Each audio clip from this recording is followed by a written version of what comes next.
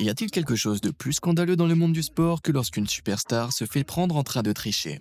Du dopage à la manipulation de balles, ils pensent toujours pouvoir s'en tirer, jusqu'à ce que leurs actes répréhensibles soient exposés au grand jour pour que le monde entier les voie. Alors, sans plus tarder, jetons un coup d'œil à encore plus d'athlètes pris en train de tricher.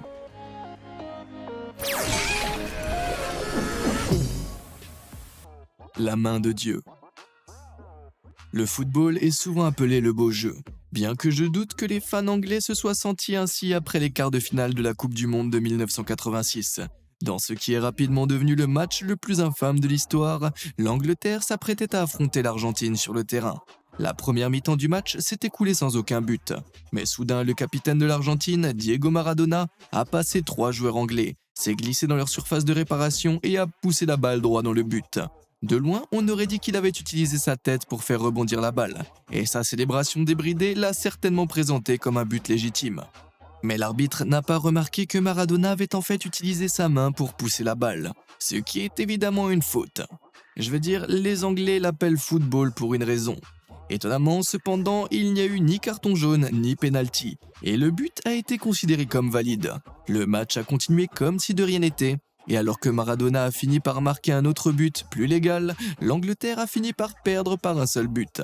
Après le match, Maradona a audacieusement admis que le but avait été marqué un peu avec la tête de Maradona et un peu avec la main de Dieu.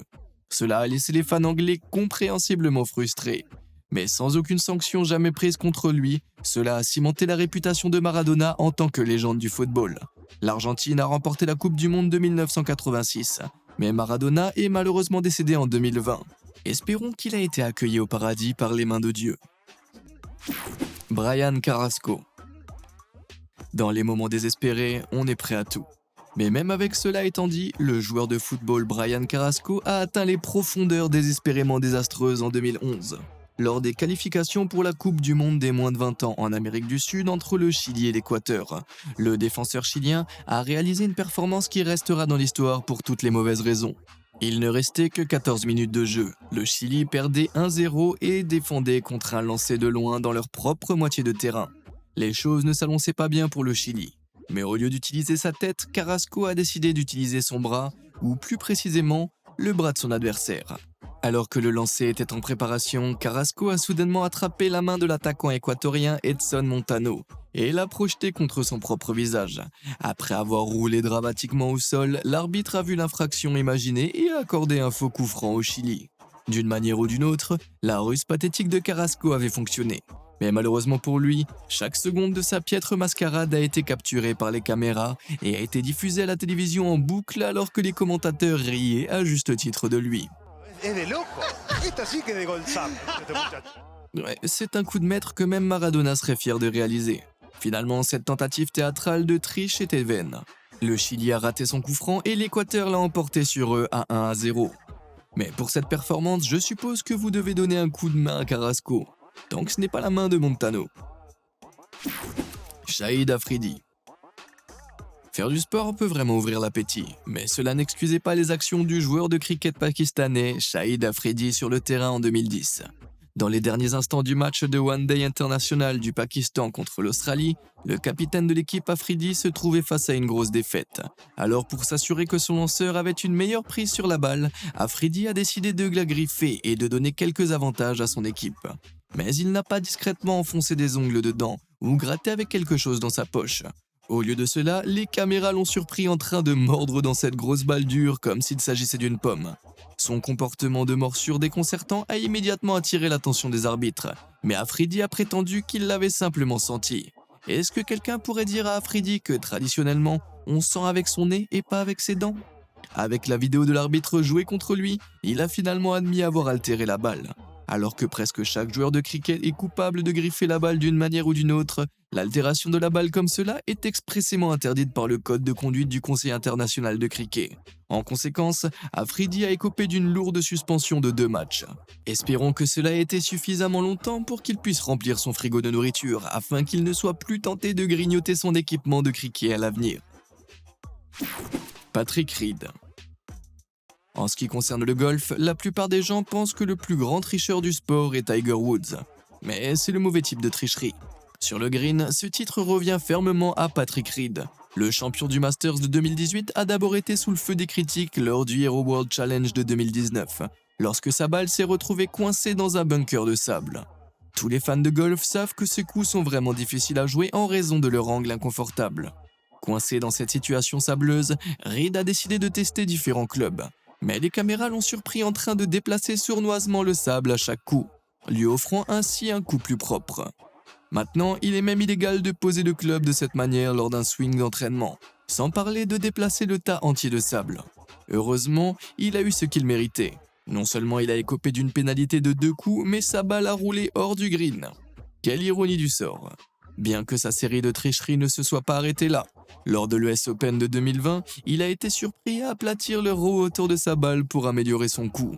Comme je l'ai dit, poser le club de cette manière n'est tout simplement pas autorisé. Et ce qui est encore plus embarrassant, c'est qu'une fois de plus, la triche n'a pas amélioré son jeu. Sa performance 7 coups au-dessus de la normale lui a coûté sa première place, tout en étant qualifié de gros tricheur en série en ligne. Vous penseriez que cela lui suffirait pour apprendre sa leçon, n'est-ce pas? Eh bien, vous vous trompez lourdement. Même récemment, en mars 2021, lors de l'Arnold Palmer Invitational, les spectateurs ont rapidement remarqué que Reed tripotait et déplaçait l'herbe derrière sa balle au 17e trou. Bien qu'aucun coup de pénalité ou action n'ait été prise contre lui, des fans en colère ont envoyé une avalanche de tweets furieux se demandant exactement ce qu'il pensait faire. Eh bien, si vous me demandez, on dirait que ce tricheur en série du golf essaye de donner du fil à retordre à Tiger Woods. Valentino Rossi. Dans le monde à haute vitesse des courses de MotoGP, il y a peu de rivalités aussi épicées que celle entre Marc Marquez et Valentino Rossi. Ces titans à 2 roues se sont affrontés depuis 2015, où ils se sont disputés des vitesses de plus de 320 km/h sur des circuits du monde entier. Mais leur rivalité exacerbée a atteint un véritable point d'ébullition lors du Grand Prix de Malaisie de 2015. Alors que Marquez s'apprêtait à dépasser Rossi dans un virage du 13e tour, les deux sont arrivés à quelques centimètres l'un de l'autre. Mais soudainement, la moto de Marquez a plongé et s'est écrasée, le projetant hors de la piste. Heureusement, il s'en est sorti indemne. Mais Marquez a affirmé que Rossi avait délibérément donné un coup de pied à sa moto. Et la vidéo semblait étayer son récit. Le multiple champion du monde Rossi a vigoureusement nié l'allégation, bien qu'il ait admis avoir pris un virage large pour essayer de ralentir Marquez. Après avoir examiné les images, les juges ont pris parti pour Marquez et ont infligé une pénalité de 3 points à Rossi, le forçant à partir à la dernière place sur la grille lors de la prochaine course. Rossi a ensuite accusé Marquez de mentir pour donner un avantage gagnant à un autre de ses coéquipiers sur la piste. Mais Marquez a affirmé que Rossi l'avait botté pour remporter le titre. Maintenant, c'est un peu flou de savoir ce qu'il s'est vraiment passé sur la piste, à part la moto de Marquez. Alors qu'en pensez-vous? Rossi est-il innocent ou Marquez a-t-il vraiment été mis sur le trottoir? Faites-le moi savoir dans les commentaires. Deflategate. Malgré ce que vous pourriez penser, le plus grand scandale à secouer le monde du football américain au cours de la dernière décennie n'avait rien à voir avec les stéroïdes ou le dopage, mais avec les ballons de football eux-mêmes. Tout a commencé en 2006. C'est à ce moment-là que le quart arrière des New England Patriots, Tom Brady, a proposé une nouvelle règle à la NFL, que les équipes devraient être autorisées à fournir leurs propres ballons. Tom a argumenté que chaque équipe aimait les ballons pressurisés différemment, comme lui-même trouvait qu'un ballon légèrement plus mou était plus facile à attraper et à lancer. Comme les équipes utilisent toujours leurs propres ballons lorsqu'elles sont en attaque, cette nouvelle règle semblait assez innocente. Mais après un match de championnat contre les Indianapolis Colts en 2015, que les Patriots ont remporté 45-7, les Colts ont remarqué que le ballon des Patriots semblait étrangement dégonflé. Les officiels de la NFL ont jeté un coup d'œil et ont découvert que non seulement le ballon était gonflé en dessous des normes, mais que 11 des 12 ballons des Patriots ne répondaient pas à leurs critères minimum. L'un d'eux était même à 2 barres de pression en dessous. Ces ballons plus mous et plus faciles à attraper avaient donné aux Patriots un avantage injuste dans leur attaque. Mais étrangement, tous ces ballons avaient été vérifiés par les officiels au début du match. Une enquête de la NFL a été lancée et a découvert que des membres du personnel du vestiaire des Patriots avaient probablement dégonflé leurs ballons volontairement après les avoir fait vérifier par les officiels. Mais il semblait que Tom Brady était au courant de cela, ou encore pire, que cela avait été fait sur son instruction. La NFL a infligé au Brady une suspension de 4 matchs sans solde, et les Patriots ont été condamnés à une amende de $1 million. Brady a immédiatement fait appel de sa suspension, qui semblait devoir être annulée, mais il a alors fait quelque chose de si suspect qu'il était presque impossible de penser qu'il était innocent. Le jour où il devait rencontrer les enquêteurs, il a fait détruire son téléphone portable. 4 mois de messages et de données potentiellement incriminants ont été irrémédiablement perdus. Et malgré les nombreuses excuses de Brady, les tribunaux ont confirmé sa suspension. Brady a continué à contester l'interdiction, mais toutes ses pétitions ont été rejetées. Bien qu'il n'ait jamais admis les allégations, nous ne pouvons qu'espérer qu'il finira par affronter la vérité, ainsi qu'un ballon correctement gonflé. Hippolyte Aucouturier. Quand il s'agit de couronner le plus grand tricheur du cyclisme, vous pourriez penser que Lance Armstrong l'emporte haut la main. Mais croyez-moi, les prouesses étonnantes d'un certain Hippolyte Aucouturier font passer Armstrong pour un amateur complet. Lorsque le tout premier Tour de France a commencé en 1903, presque chaque concurrent trichait. Pas avec quelque chose d'aussi basique et ennuyeux que le dopage, mais en inventant des tricheries incroyables et stupéfiantes.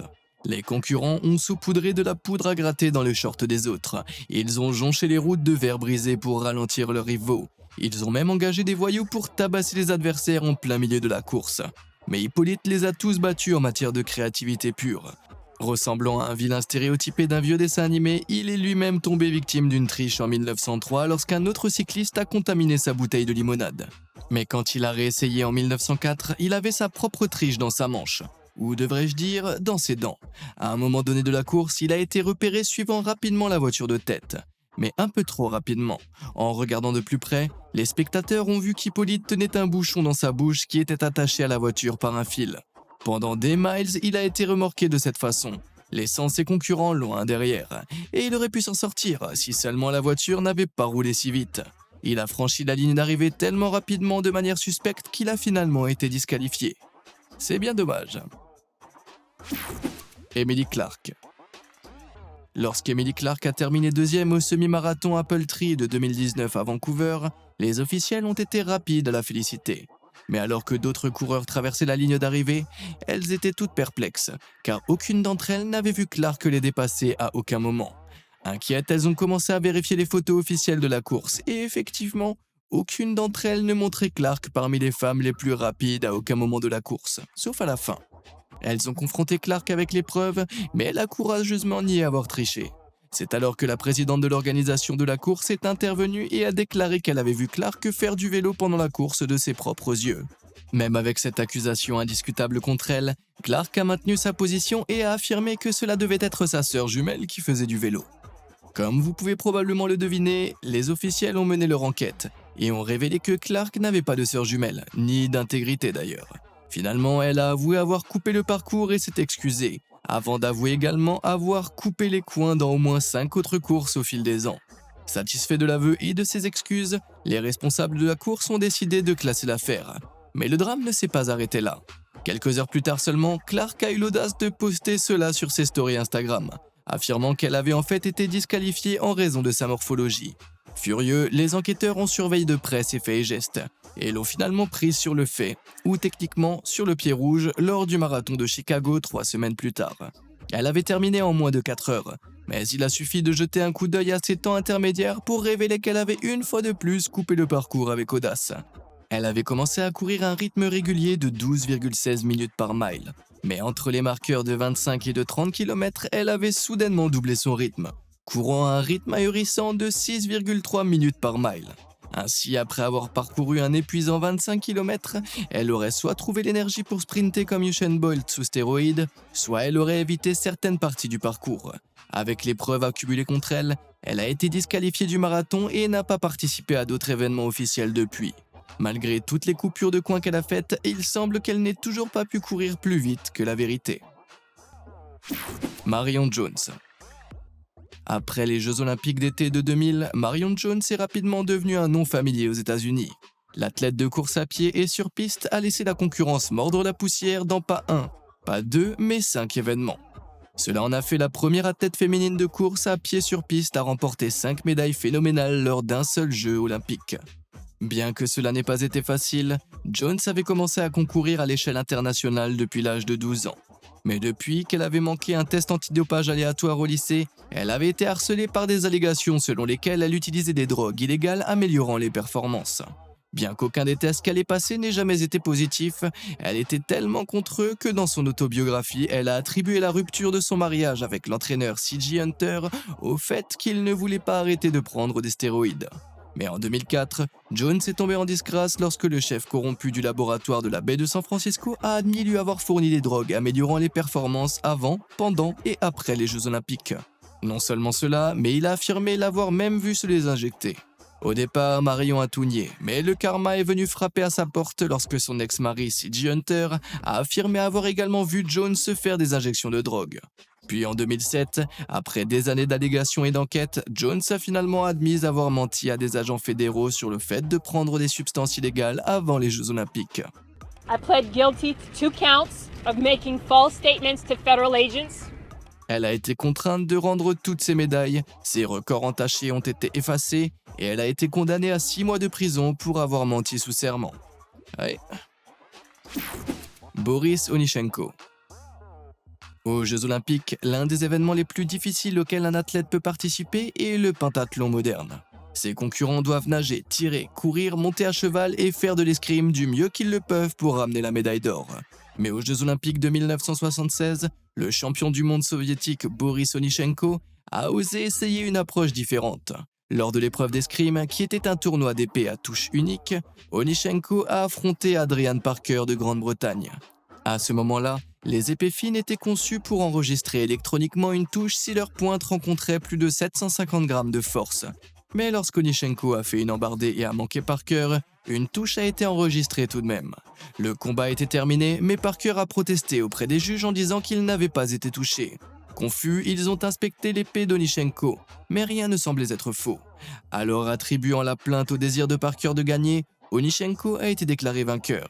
Mais ensuite, il a affronté l'ancien sergent de l'armée Jim Fox, et la même chose s'est reproduite.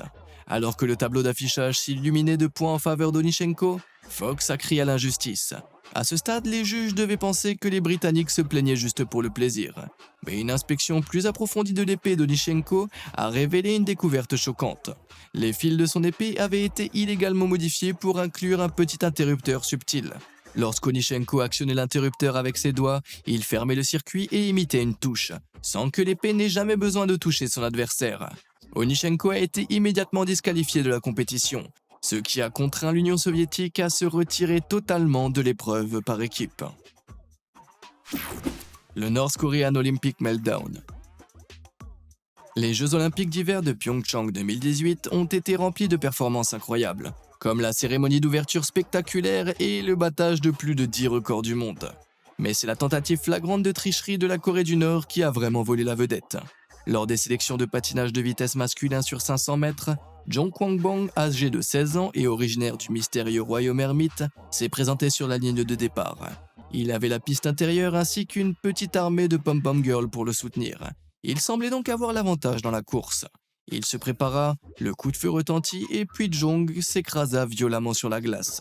Mais quelques instants plus tard, le vilain coréen tendit la main et attrapa le patin de son rival japonais Ryosuke Sakazume, dans une tentative de le faire tomber aussi. Malheureusement pour lui, la décision fut prise en une fraction de seconde et a été capturée par une caméra et diffusée pour que le monde entier puisse le voir. Malgré la tactique malhonnête, Jong a bénéficié du doute et la course a été relancée. Mais la deuxième fois, il a semblé intentionnellement percuter le patineur japonais avant de basculer et de s'écraser contre le mur extérieur. Cette étrange tentative de sabotage a fini par coûter à Jong sa qualification pour la manche suivante. Mais les juges olympiques l'ont tout de même disqualifié pour son comportement antisportif. Je ne sais pas comment ils entraînent leurs patineurs en Corée du Nord, mais ils pourraient certainement bénéficier de quelques leçons de subtilité. Mike Tyson. La plupart des gens connaissent Mike Tyson pour avoir été le plus jeune champion du monde poids lourd de boxe, ou pour son énorme tatouage facial. Mais il y a une autre raison beaucoup plus tristement célèbre pour laquelle les gens se souviennent du nom de Tyson. En 1997, Tyson s'est battu avec Evander Holyfield, et au deuxième round, Holyfield a donné un coup de tête à Tyson.